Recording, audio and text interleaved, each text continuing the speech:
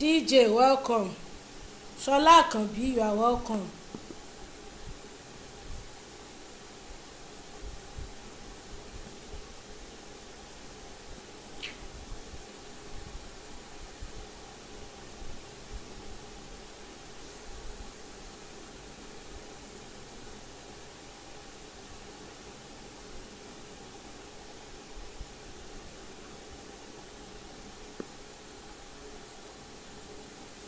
Otu Mama, you are welcome. Okay.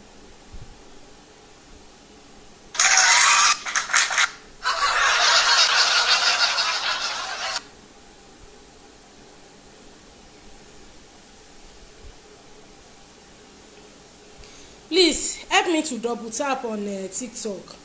So mi ráyè set caption yẹn, so ẹ jẹ́ á máa bá discussion wa lọ. And please share. Let's double tap and let's share o. Tá bá ṣe ń share àwọn èèyàn máa rí wa. Facebook ẹ jẹ́ bá mi like, ẹ bá mi love o.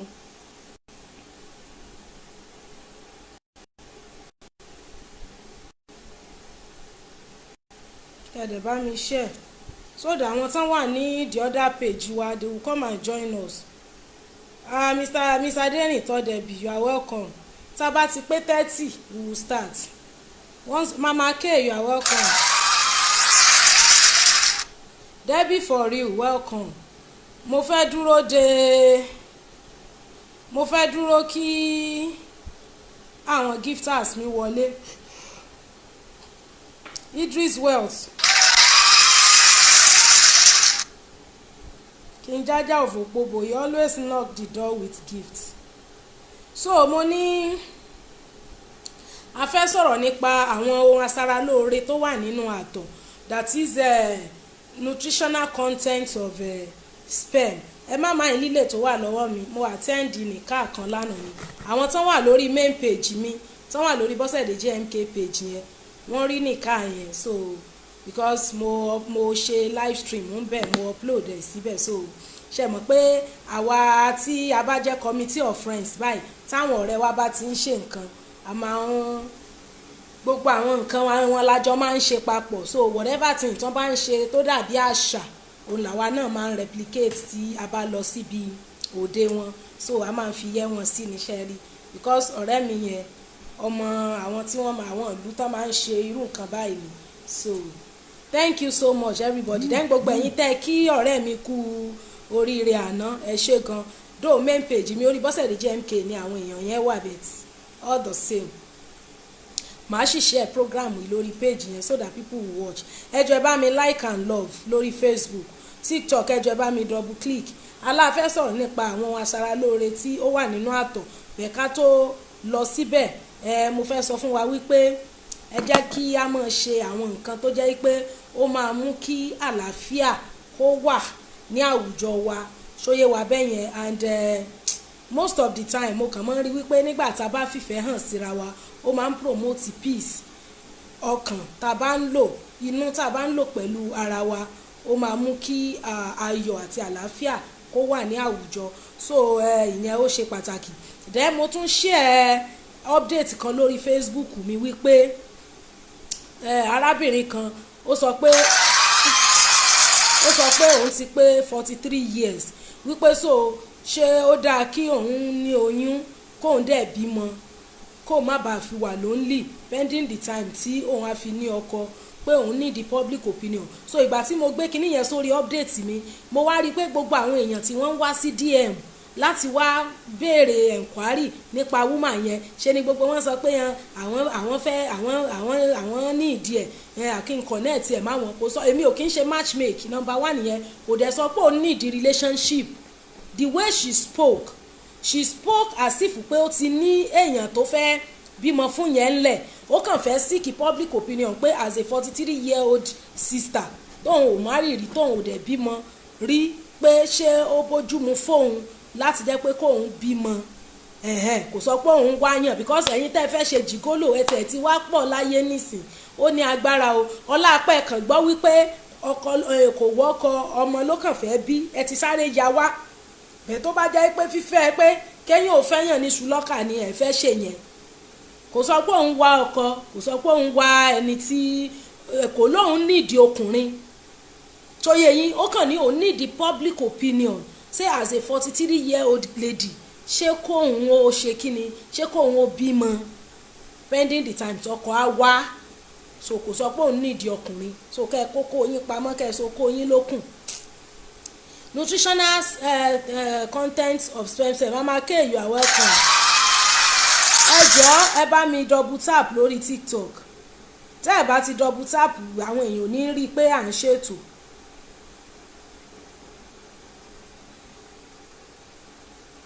We have 3 components of semen. Tá a bá sọ̀rọ̀ nípa àtọ̀ the whitest discharge at ejaculation yẹn semen nìyẹn kò kí ń ṣe sperm. Nínú semen ibẹ̀ ni sperm ń gbé. Sperm ò lè rí pẹ̀lú naked eyes báyìí àfi tó bá lo microscope. Kíní sperm gangan sperm cell mo ti gbé structure sperm cell wá rí ó máa ń dàbí tadpole báyìí bí lẹ́gbẹ̀lẹ́gbẹ̀ bí aláǹgbá ìmọ̀ ń lórí mọ́ ń lọ́rùn yìí sì tún mọ́ ń nírù ọ̀ lè rí yẹn lójú àfi tó bá lo microscope. Bẹ́ẹ̀ semen òun ni èyí tí ejaculate tó máa ń wá through ejaculation yẹn that one is semen. Semen yẹn ó contain 3 components. Àkọ́kọ́ ni the sperm fúnra rẹ̀ tó máa ń fertilize ẹyin tí máa ń fún wa lọ́mọ àkọ́kọ́ nìyẹn. Ìyẹn dẹ̀ máa ń wá láti láti ibi scrotum láti ibi ẹpọ̀n nìyẹn ti máa ń wá ìyẹn sperm gangan tí ó tó ń fertilize ẹyin iṣẹ́ sperm nìyẹn. Now nínú semen nìyẹn náà we still have the protective liquid àbí oil bí òróró bí àwọn ṣùmùṣùmù ìyẹn máa ń wá láti ibi seminal vesicle ó máa ń wá láti seminal vesicles ibi seminal vesicles yẹn ibẹ̀ ni òróró omi ibẹ̀ ni òróró omi àti gbogbo àwọn nutrients tí máa ń wà added sí àtọ̀. Then the third component ó ní milky fluid yẹn ìyẹn máa ń wá láti prostate gland àti ibi prostate gland ní milky fluid sì máa ń wá. Then seminal vesicles ní àti ibi seminal vesicle ní oil àti àwọn liquid milky fluid àwọn milk àwọn òróró ṣùmùṣùmù ibẹ̀ ní tí máa ń wá. Then sperm fúnra rẹ̀ tí ó fertilize ọmọ ó máa wá láti inú scrotum àbí inú epididymis ó ní storage site of sperm ibẹ̀ ni àtọ̀ máa ń regún sí. Mr. Dog Khan Samuel you said I should explain the 43-year-old. N tí mo sọ ni wípé lórí main page mi lórí Bọ́sẹ̀dé JMK ṣé mọ̀ pé Bọ́sẹ̀dé ìjìnlẹ̀ ni mo ti ń ṣe live stream báyìí lórí Bọ́sẹ̀dé JMK mo post update kan ní sálẹ̀ àná ní àbáàrọ̀ yìí nípa woman kan àwa tá a wà lórí TikTok a ti ń pọ̀ sí o please let us double tap and let us share o if you are not gifting keep tapping o ẹ jọ̀ọ́ ẹ máa tap o tẹ́ ẹ bá gift tẹ́ bá ti ń tap nísìn tapping yín máa dọ́dọ̀ àwọn tó máa wá gift wa so please if you are not gifting keep tapping. Ṣóyè wa mo ní mo post update nípa ọmọbìnrin 43 years old kan ó wá sí DM mi wípé òun need the public opinion pé òun ti pé 43 òun ò dẹ̀ tí ì ní ọkọ wípé ṣé ó wá dáa fún òun láti bí ọmọ pé kóun bímọ láti avoid the loneliness so that pending the time tọ́lọ́mọ wa ní kọ́kọ́ wá later òun á mọ̀ pé òun ti ní ọmọ. So reaction dẹ̀ pọ̀ ní comment section àwọn kan ní kò dáa àwọn kan ní ẹ̀ṣẹ̀ ni àwọn kan ló dáa. So ìgbà tó wá di later àwọn èèyàn wá ń wánú DM láti wá béèrè pé àwọn nídìí nọ́mbà rẹ̀ àwọn nídìí kọ́ńtàtì rẹ̀ mo wá ń jẹ́ kó mọ̀ yí àwọn èèyàn nísìn pé ọmọbìnrin yẹn ò sọ pé òun nídìí ọkùnrin o kò lóun wọ ọkọ kò lóun wá relationship èmi ò kí ń ṣe matchmaking lórí platform mi. Mo wá ń dá àwọn èèyàn lóhùn nínú DM wípé ẹni yẹn ò sọ pé òun nídìí ọkùnrin the way tó fi sọ̀rọ̀ is as if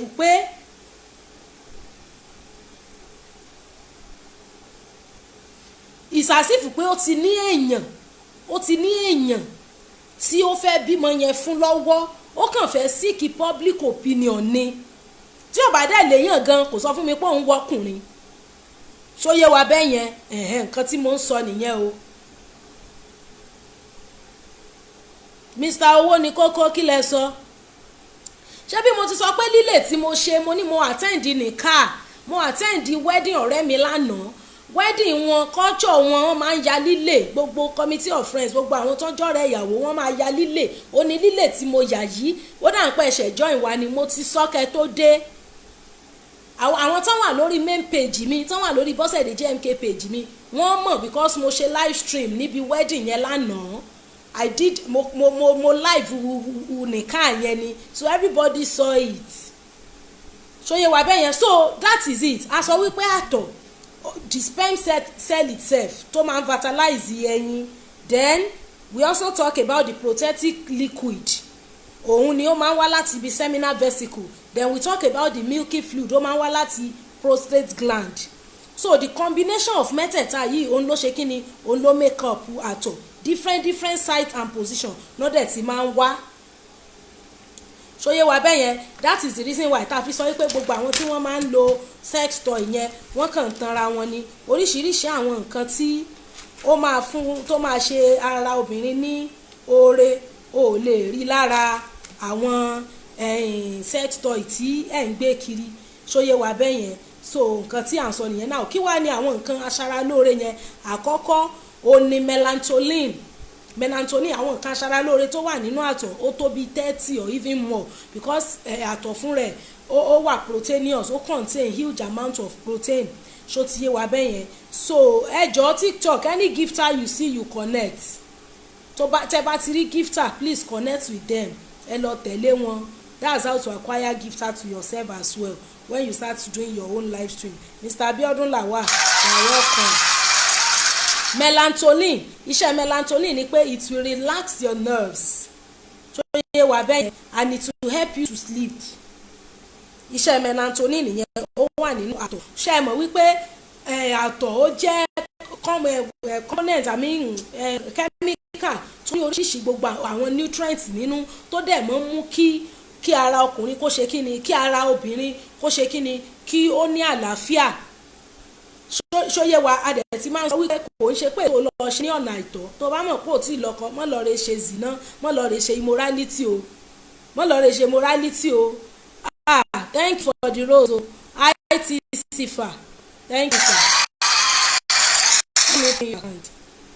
Everybody please connect with the pinned account connect pẹ̀lú àkáǹtì mo pin yẹn ṣóyè wa bẹ́ẹ̀ yẹn àtọ̀ ọkùnrin ó contain melatonin máa mú kóbìnrin sùn dáadáa ìwọ obìnrin tó bá kí ń rọrùn sùn tó dẹ̀ ti ní ọkọ lọ́dún ọkọ rẹ tó bá dún ọkọ rẹ dáadáa wàá nínú àtọ̀ tó máa fún ẹ yàtọ̀ fún pé torí fún àwọn nígbà tá a ti sọ̀rọ̀ nípa àwọn asaralóore it safer thank you sir àwọn asaralóore tó wà nínú àtọ̀ àwọn kan sọ pé ẹni tí wọ́n wá da àtọ̀ sí lára ńkọ́ tó bá dókó tó hàn dàtọ̀ sí ẹ lára àǹfààní ipò dókó nìkan lọ́ọ́ rí which is àwọn health benefit of ìbálòpọ̀ bí àwọn hormones ara rẹ tọmọ àbí àwọn oxytocin àwọn endorphin àwọn dopamine gbogbo ẹ̀bẹ̀ àtọ̀ fún rẹ̀ yẹn ò ní rí àǹfààní rẹ̀ bóyá àwọn ìdàtọ̀ sí ẹ lára tàbí bóyá ń lo nǹkan tó máa dáàbò bo àtọ̀ yẹn tí ò fi ní dà sí ẹ lára gbogbo kó tó bá ti dó tán ìdàtọ̀ sí ẹ lábẹ́ gbogbo àǹfààní ò lè sí fún ọ nínú okó dídóhùn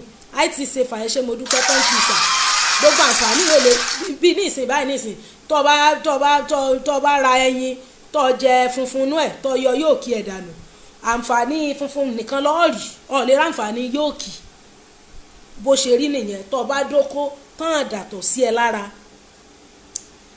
ò lè ráǹfààní àtọ̀ bẹ̀ wá ráǹfààní okópó dóko now nínú àtọ̀ tó gbà sára ẹ mọ̀ ṣeun it safer God bless you for the roses ẹ ṣeun gan ẹ jọ̀ọ́ ẹ bá mi connect o gbogbo àwa tá à ń wò mí lọ́wọ́ yìí ẹ bá mi connect pẹ̀lú gifter mi o ẹ jẹ́ rí pin àkáǹtì wọn torí ẹlòmíì lè lóhùn orí tàbí kẹ́ ẹ lọ wo top 1 mi sọ̀rọ̀ mi ti ń yé wa báyìí ní ìsìn àkọ́kọ́ mo sọ wípé component studies sọ fún wa wípé component 30 component níbẹ̀ nínú àtọ̀ fún rẹ̀ wà proteinous protein tó wà nínú àtọ̀ o ò lè rí nínú àwọn ẹyin àbí ẹja àbí any proteinous food tó o bá jẹ so yà báhùn now melatonin ó ní component àkọ́kọ́ tí ìwé sọ fún wa pé ó wà nínú àtọ̀ Mr. Ademola you are welcome tó wà nínú àtọ̀ melatonin dẹ̀ máa mú kó o sùn ó máa calm nerves ẹ. Sex toy ò lè ṣe yẹn. Gbogbo ẹ̀yin tẹ́ ẹ mọ́ lo sex toy ẹ mọ́ try láti make ọkùnrin useless. Sọ̀rọ̀ mi ti yí abáhùn ẹ mọ́ wulẹ̀ tanra yín jẹ. Then zinc wà nínú àtọ̀. Zinc ó máa ṣe kí ni, it will help you to produce protein. Zinc máa ran ara rẹ lọ́wọ́ láti produce the protein. Gbogbo alamọ̀ṣẹ́ tí protein ṣe lára, repair of worn out tissues.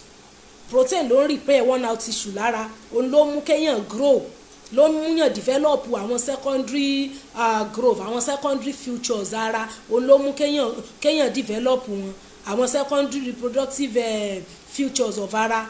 Protein is very good. Ara tí ò bá jẹ protein, gbogbo alamọ gbogbo nǹkan tó máa deficient lára. So zinc wà nínú àtọ̀ tí ọkùnrin máa fún ẹ, ó máa help rẹ láti produce protein. Then àtọ̀ ó máa boost serotonin level rẹ, ṣó yẹ bẹ́ẹ̀ yẹn, tó máa regulate body system, ó máa remove anxiety, ṣó yẹ wá bẹ́ẹ̀ yẹn, it's going to remove anxiety, it's going to make you it's going to balance your hormone gẹ́gẹ́ bí obìnrin. Then ó máa remove stress, ó máa remove fatigue kúrò ní ara rẹ gẹ́gẹ́ bí obìnrin tó bá dóko tó dẹ̀ gba àtọ̀. Ẹ mọ̀ pọ́tọ̀ ní kéèyàn dóko, ọ̀tọ̀ ní kéèyàn receive àtọ̀. IT saver ẹ ṣe mo dúpẹ́ sà, God bless you sir. Now yàtọ̀ àti sọ melatonin, zinc, then a sọ pé ó máa ń boost serotonin level tó wà nínú ara. Then àtọ̀ tún máa ń improve learning àti memory because of endorphin. Endorphin wà nínú àtọ̀, ó wà lára àwọn hormones, àwọn chemical tó wà nínú àtọ̀ ọkùnrin. Endorphin yẹn máa ń ṣe kí ni, ó máa ń improve learning and memory, ó máa ń remove pain, ó máa ń remove pain ní ara. Gbogbo àwọn obìnrin tí wọ́n máa ń complain ara ríro, ẹ̀yìn dídùn, ẹsẹ̀ dídùn yẹn, tán bá dó okó dáadáa, endorphin ó máa relieve stress wọn, ó dẹ̀ máa help memory.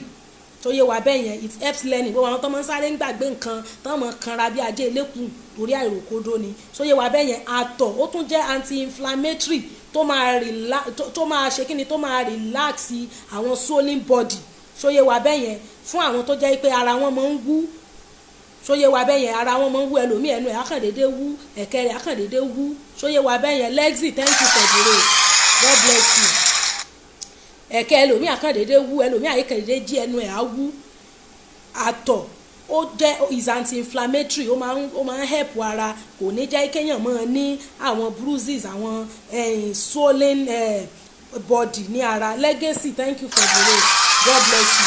Then ó máa ń ṣe kí ni, ó máa boost morale and it will make you physically fit. Ṣóyè wa bẹ́ẹ̀ yẹn, ẹni tó bá ń dó okó dáadáa, tó bá jóbìnrin tó gbádùn okó tó dẹ̀ ń gba àtọ̀. Ẹ má gbàgbé pé àtọ̀ là ń sọ ìbáyìí nísìn, kì í ṣe okó dídó gan fúnra rẹ̀, àtọ̀ gan fún rẹ̀ tó máa ń wà lára àwọn ọkùnrin yẹn, òun ni ó ń fún wa ní gbogbo àwọn tí mò ń sọ yìí. Then ó máa ń reduce blood pressure, pàápàá jùlọ fún àwọn tó bá wà nínú oyún.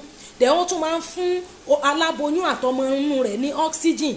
Ṣóyè wa bẹ́ẹ̀ yẹn, ó máa ń fún aláboyún àti ọmọ inú rẹ̀ ní oxygen. So ìwọ tó bá dó okó tó dẹ̀ gba àtọ̀ sára, then àtọ̀ ó tún máa ń lubricate cervix obìnrin tó bá lóyún, yóò jẹ́ kí childbirth kó rọ̀ lọ́rùn. Àtọ̀ ó tún contain antidepressants. Ṣóyè wa bẹ́ẹ̀ yẹn, ó contain antidepressants tó máa bá èèyàn boost morale èèyàn. Tó bá lo artificial antidepressant, àwọn side effects yẹn ó tún máa pa libido náà ni. So bí ìgbà téèyàn bá ń work against ara, it's as if you are working against yourself. Tó bá lo antidepressant, wípé tó jẹ́ artificial one, ó tún máa fún ẹ ní side effect tó tún máa jẹ́ pé ó tún máa wá pa libido ẹni. So antidepressant tí àtọ̀ tó máa fún ẹ ó better ju artificial one lọ because it's a natural one. Then number 8 àbí number 9 ni àtọ̀ ó contain vitamin B. Ṣóyè wa bẹ́ẹ̀ yẹn, ó contain vitamin B. Then ó tún contain protein, it contain protein. I see safer, thank you for the rose sir, God bless you. Ṣóyè wa bẹ́ẹ̀ yẹn, then ó tún contain potassium tó máa ń ṣe kí ni, tó máa ń gloss yàrá. Potassium ló máa ń mára dán. Apple àti ọ̀gẹ̀dẹ̀ ó rich in potassium. Bẹ́ẹ̀ ni tí ò bá jẹ apple, tí ò jẹ ọ̀gẹ̀dẹ̀, tó bá ń dóko ara ẹ̀ máa dán ni, because tó bá ń dóko tó dẹ̀ ń gba àtọ̀ sára. Ṣóyè wa bẹ́ẹ̀ yẹn, àtọ̀ yẹn ó contain potassium tó máa ń gloss ara. Torí ẹ̀ rí wípé nígbà tá à ń sọ̀rọ̀ nípa àwọn advantages of ìbálòpọ̀, a sọ wípé sex pé ó wà anti-aging, pé ó máa ń mú kéèyàn look younger ju age èèyàn lọ. The mechanism behind it, there is no mystery anywhere, there is only ignorance. The mechanism behind it ó ní wípé àtọ̀ yẹn ó contain potassium máa ń mára dán ni ṣóyè wá bẹ́ẹ̀ yẹn, ó máa ń jẹ́ kára dán. So calcium náà wà nínú àtọ̀, gbogbo alamọ̀ṣẹ́ calcium is to give you strength, to strengthen your bone ṣóyè wá bẹ́ẹ̀ yẹn. Then it also contain fructose yẹn is a kind of carbohydrate. Ẹ mọ̀ pé carbohydrate we have monosaccharide, we have disaccharide, and we have polysaccharide. Under monosaccharide ni fructose, glucose and galactose. So fructose yẹn is a kind of carbohydrate, ó wà lára àtọ̀ náà ṣóyè wá bẹ́ẹ̀ yẹn. Then wọ́n tún sọ fún wa pé Dr. Ritano said sperm contain vitamin C and vitamin B12 ṣóyè wá bẹ́ẹ̀ yẹn. Vitamin C and vitamin B12 náà ó wà nínú àtọ̀ ṣóyè. Then ascorbic acid, ó dà ń pé tautology nìyẹn. Ascorbic acid is the same thing as vitamin C. Facebook ẹ jọ̀ọ́ bá mi like and love. Ascorbic acid is the same thing as vitamin C, ó wà nínú àtọ̀ ṣóyè wá bẹ́ẹ̀ yẹn. So ẹ má try láti make ọkùnrin useless, gbogbo orú àwọn nǹkan aṣaralóore báyìí ló wà nínú àtọ̀ ọkùnrin. Then citric acid náà wà ń bẹ̀, wọ́n ní yẹn máa improve the appearance of your appearance. It improves your appearance and it is anti-aging. Then ó máa ń remove acne. Then ó máa ń fúnyàn ní ó máa ń help dry mouth ṣóyè wá bẹ́ẹ̀ yẹn. Then nígbà tá à ń sọ̀rọ̀ nípa wípé àwọn tí téèyàn bá fi ṣe oral distinct tó bá fi okó sí ẹnu, ara àwọn àǹfààní tá a sọ pé ó máa ń ṣe ni wípé ó máa ń wet ẹnu, pé àwọn itọ́ tó máa kù sí ẹnu obìnrin at that time pé ó lè wọ́ọ̀ṣì ẹnu, ó lè mú kí eyín kó ṣe kíni kó funfun. So náà tó wá sọ fún wa ń bí wípé citric acid yẹn wípé ó máa ń help skin, ó máa ń mú kí skin glow, ó dẹ̀ tún máa ń help dry mouth. Àwọn míì wà tó ẹnu wọn máa ń gbẹ, tó fún wọn máa ń gbẹ ṣóyè wá bẹ́ẹ̀ yẹn. Àtọ̀ ó máa ń mú kí ẹnu kó wet kó tutù, kó yẹ pé saliva máa wà ń bẹ̀, enough saliva ó máa wà ní ẹnu. Then lactic acid náà wà ń bẹ̀, or lactic acid or lactate òun náà wà nínú àtọ̀ ṣóyè wá bẹ́ẹ̀ yẹn. Wọ́n ní it is like a fuel for your cell during exercise, pé tí nígbà tí ara èèyàn bá break down, lactic acid can help your body, it can energize your body. Iṣẹ́ lactic acid òun nìyẹn. T-boss, you are welcome. Then ó tún contain magnesium ṣóyè wá bẹ́ẹ̀ yẹn. Àtọ̀ tún contain magnesium, ó máa ń maintain normal nerves and muscle function, ó dẹ̀ tún máa ń support healthy immune system, ó máa help immunity. Ìyẹn magnesium, it helps immunity, ó máa ń jẹ́ kéèyàn ní strong immune system ṣóyè wá bẹ́ẹ̀ yẹn. T-boy, you are welcome. Ó máa ń help immunity. Then fat ṣóyè wá bẹ́ẹ̀ yẹn, òun náà wà nínú àtọ̀. Then 100 of protein pọ̀ ní inú rẹ̀ gan.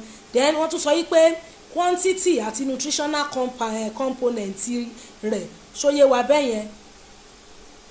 Àwọn quantity tó wà nínú rẹ̀, ìyẹn ò túmọ̀ sí wípé kéèyàn stop daily vitamin téèyàn take ṣóyè wá bẹ́ẹ̀ yẹn. Ìyẹn ò ní kéèyàn stop daily vitamin. O lè sọ pé bí àǹtọ̀rọ̀ ti lọ́kọ̀ ó sì ń dóko dáadáa kó wá sọ pé ò ní jẹ vitamin mọ́, kọ́ ní nítorí pé ó ti ń gba vitamin láti inú àtọ̀. Vitamin inú àtọ̀ quantity rẹ̀ kò wà enough débi wípé kó wá má jẹ vitamin mọ́.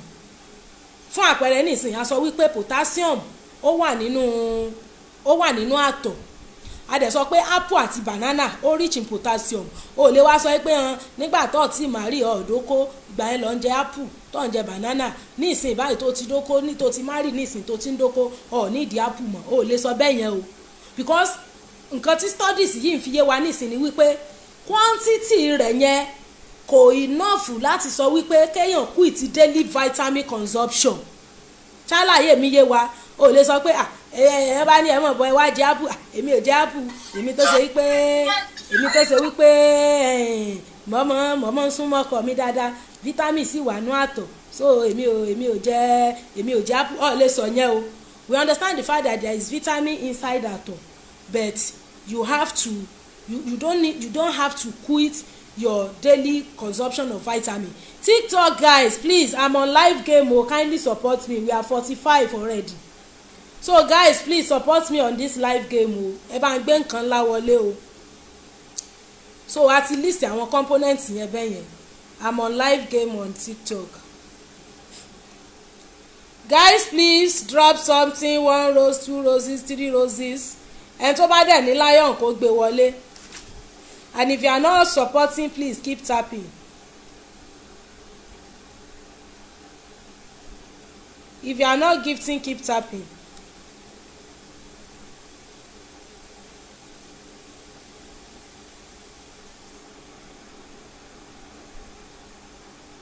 Hello? Yes, where are you from? You talk a lot. I've muted you. I've muted you. What?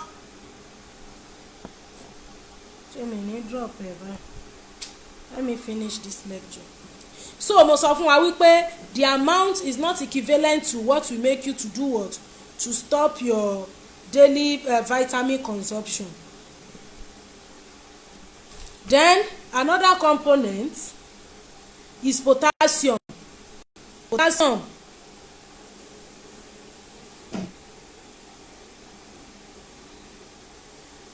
Wọ́n ló máa ń control them and relax muscles. It relaxes your muscle. Ṣóyé wa bẹ́ẹ̀ yẹn. Then free amino acid náà wà bẹ́ẹ̀. It also helps you to produce protein. It helps your body to synthesize protein. Then enzymes. They are protein. Àwọn protein tó máa ń speed up rate of reaction. Ṣóyé wa bẹ́ẹ̀ yẹn. Then phosphoric chloride. Phosphoric chloride ìyẹn ló máa ń ṣiṣẹ́ fún formation of bone and teeth. It's also found in semen. Then prostaglandin is also part of it. Please help me to double tap on TikTok. Then plasma yẹn òun ló máa ń take nutrients from the site of production to the site that to the site where it is needed in the body. Ṣóyé wa plasma òun ló máa ń distribute àwọn nutrients láti site of production lọ sí site tó ti wà needed ní inú ara. So the plasma too is also found in semen. Then mucor náà wà níbẹ̀. Òun ló máa help ara láti trap àwọn bacteria so that they will not enter into your body system. Ṣóyé wa bẹ́ẹ̀ yẹn. So gbogbo irú àwọn nǹkan báyìí ni àwọn nǹkan components tí ó wà nínú àtọ̀. Àwọn míì sì believe wípé nígbà tí ó bá wọlé sára through genital òun ni ó máa wà useful fún ara. Àwọn school of thought kan sọ bẹ́ẹ̀ bí àwọn journals míì sọ wípé even if you put it in your mouth that your body can digest it, but ẹlòmíì máa ń wà irritated. Ṣóyé wa bẹ́ẹ̀ yẹn. So wọ́n ní pay attention to the look and the smell of semen àti colour rẹ̀. Àwọn ọkùnrin míì wà tó jẹ́ pé wọ́n ní infection tó jẹ́ pé àtọ̀ wọn kò dáa tó máa rùn tó máa ní a kind of àwọn unpleasant smell. Ṣóyé wa irú èèyàn bẹ́ẹ̀ yẹn ó máa ní láti treat infection. Ṣóyé wa bẹ́ẹ̀ yẹn. So àwọn nature àwọn normal àtọ̀ tó normal tí ò ní problem kankan pẹ̀lú ẹ̀ whitish or grey colour ó ní colour rẹ̀. So wọ́n á sọ pé red, yellow or green ó indicate disease àbí inflammation. Then taste wọ́n sọ wípé bitter or salty because of high pH pé pH ẹ̀ máa ń high, therefore it can either taste salty or a bit bitter. Then wọ́n tún ní at times it can taste sweet due to the presence of fructose. Ṣé àmọ́ pa sọ pé fructose is a kind of carbohydrate. Ṣóyé wa bẹ́ẹ̀ yẹn. Then metallic because it contains vitamins and mineral. Sex, you are welcome. So nǹkan tí à ń sọ nìyẹn. So àwọn nutritional value or nutritional content yìí wọ́n ṣe pàtàkì ní ara. Àwọn míì wà tó jẹ́ pé wọn ò bóyá probably due to the fact that pé wọ́n fẹ́ prevent oyún wọn fẹ́ ní oyún ó ṣeé ṣe kó jẹ́ pé wọn ò ní allow kí àtọ̀ yẹn kó wá sí ara wọn. That means that gbogbo àwọn components àwọn nutritional content tó wà níbẹ̀ yẹn wọn ò pàdánù rẹ̀. Ṣóyé wa bẹ́ẹ̀ yẹn. Nǹkan tí a ní kí a sọ nìyẹn. Mi fẹ́ kí show wa gùn jù lénìí tá bá tiẹ̀ fẹ́ pẹ́ a lè pẹ́ díẹ̀ lórí TikTok bẹ́ẹ̀ lórí Facebook yẹn I didn't want us to take much of our time. Mo ti ṣe pre-recorded kan máa upload ẹ̀ sìn. Alright Facebook people, thank you.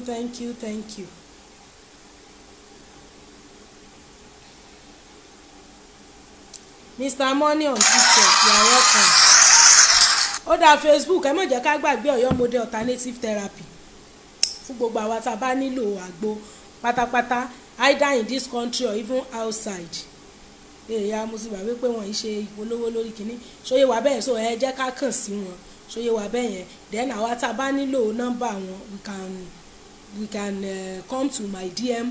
I will give us their number torí mo ṣì wà lórí TikTok báyìí mi ò fẹ́ okay 08068220707 òní nọ́mbà Ọ̀yọ́ model alternative therapy fún gbogbo àwa tá a bá nílò wọn ẹ jẹ́ kí á pè wọ́n ṣóyè wà bẹ́ẹ̀ yẹn ẹ̀yin adẹ̀tún ti sọ̀rọ̀ nípa ẹjẹ́ ń pọ̀ sí TikTok a ti sọ̀rọ̀ nípa YSR company producer of Princess and Honey paint fún àwa tá a bá nílò ọ̀dà ṣóyè wà bẹ́ẹ̀ yẹn fún àwa tá a bá nílò ọ̀dà láti kun ilé wa then àwa míì wà tó jẹ́ pé tá a jẹ́ painter àwa tá a bá jẹ́ painter tó jẹ́ pé a nílò ọ̀dà láti ṣe iṣẹ́ wa then àwa tá a bá jẹ́ landlord tá a fẹ́ lọ kàn sí wọn fúnra wa ẹ jẹ́ ká pè wọ́n